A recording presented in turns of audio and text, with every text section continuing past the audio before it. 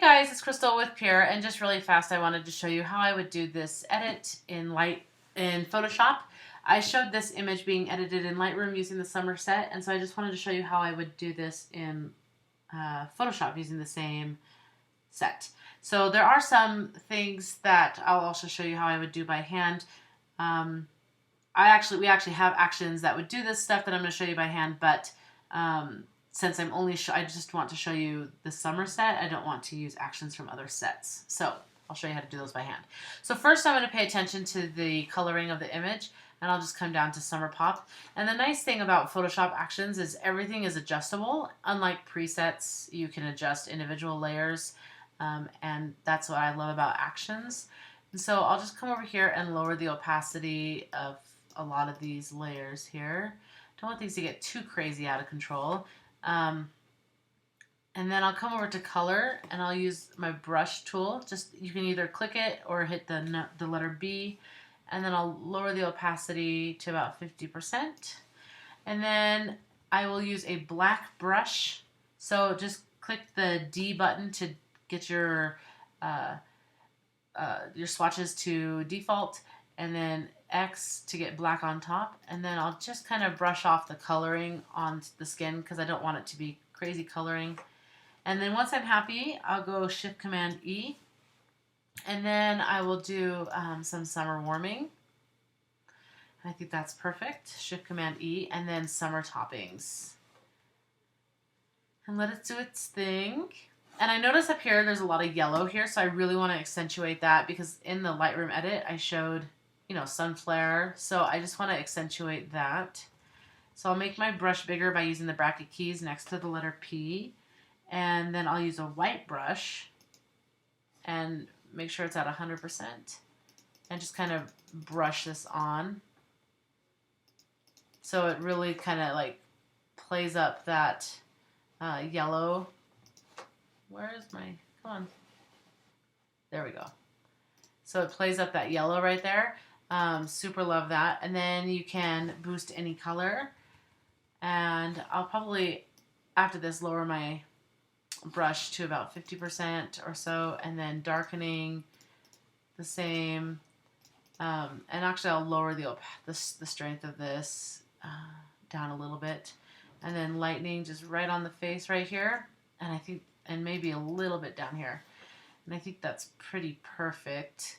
So then I'll Shift Command E to merge those. And then I want to add that sun flare right here. So what I'll do is Command J to duplicate the layer. And if your swatches are black and white, just choose your brush by choosing B, and then hold down your Option key and select a color that's in here. And then make the brush as big as you can and just brush that right there, and then you can lower the opacity of that to wherever you want it. And I think probably about 50% to 60% is perfect. And it just adds a little bit more glow, like the sun flare and the Lightroom edit had. And so once I'm happy with that, I'll Shift Command E that. And now the rest of it is just some hand touch-ups. There's some color casts going on her dress that I want to fix. And like I said, we have actions that actually take care of this type of stuff that I would normally use, but I'm going to show you how to do it by hand.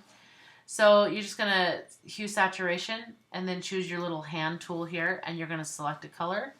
And I know that this dress is going to have some cyan, yellow, and green in it. So there's the cyan. So I'll just lower the opacity of that. And I'm really only paying attention to her dress. And then I'll come green, and you can see the green pop up. So I'll just go ahead and lower the saturation on that. And then if you look at the yellows on her dress, you can see where the yellows are. So go ahead and lower the opacity of that. Okay, so now I'll come over and zoom out and see what it looks like. You can see it kind of muted everything. So, and it would take me a lot of mask brushing to mask out all of that, when really all I really want is this done. So it's faster for me to mask in, to just brush that in. So I'll just go Command I on this, and it'll turn it black. And then I use my brush tool again and use a white brush, and I just make sure it's at 100%. and I just brush that on right there. And then I'll come up here and brush it on right here. Brush that on, just like so. Perfect. And you can look at her dress and you can see the coloring difference, especially right here. And it looks much better. Whoops, I don't want to. Shift Command E. Perfect. All right, and now if I wanted to, there's still a little bit of coloring going on. I could do this again and see what color it picks. Still some greens. And then, is there any other color? Yep, still some cyan. But again, you don't want it to be like, have no color to it. So, because then it just looks, like wrong. Okay, so I'll just go ahead and do that. And that's perfect. So now the only other thing that I would do is just touch up a little bit. Oh, first her arm.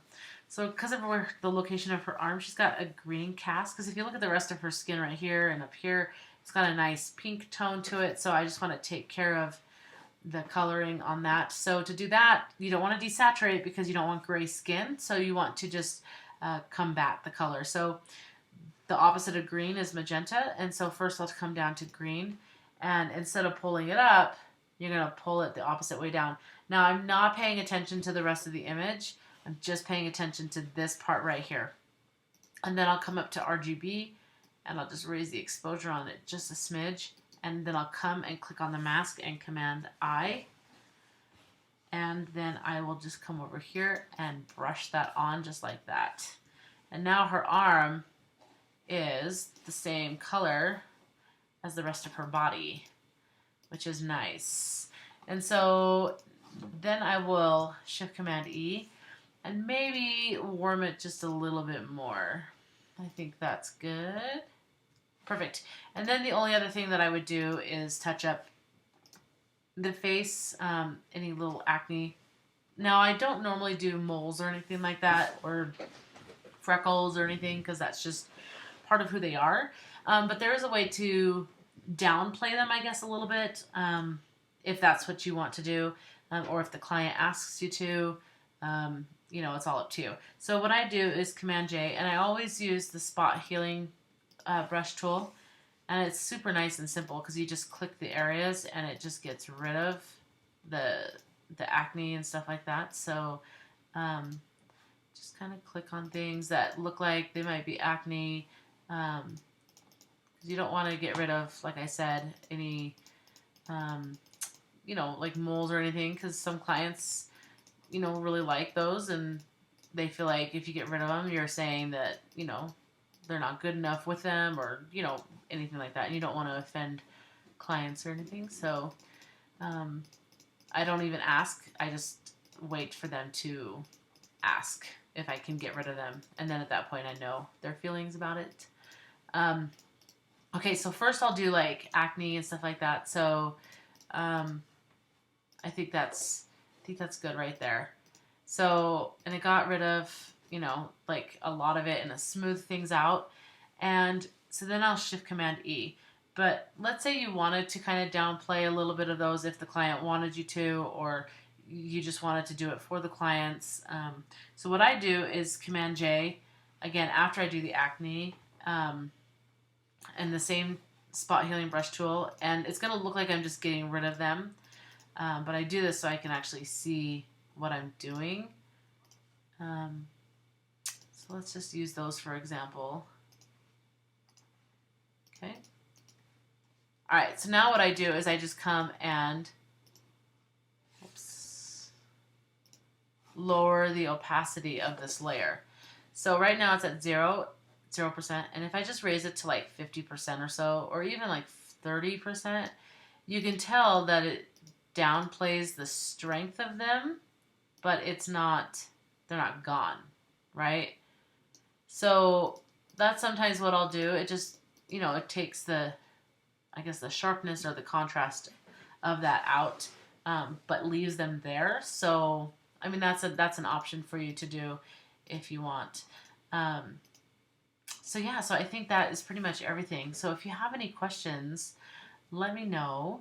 and I will answer what I can. Thanks so much.